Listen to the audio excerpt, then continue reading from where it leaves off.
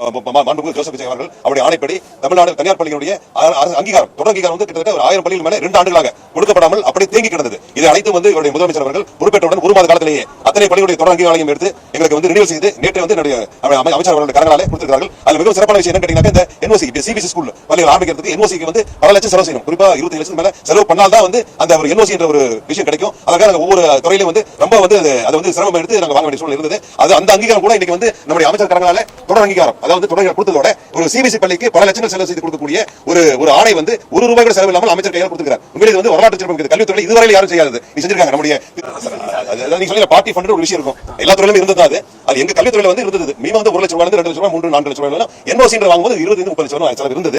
நாங்க 5 லட்சம் 25 லட்சம் கேட்டோம்னு ஏன் நெகட்டிவா பாக்குற? பள்ளியை எங்க பேர்ல எழுதி கொடுக்க சொல்லலன்னு பாசிட்டிவா பாரு. அவ்வளவுதான், நம்மள முடிச்சு விட்டீங்க போங்க. மறக்காம சர்ப்ரைஸ் பண்ணுங்க. தேங்க்யூ.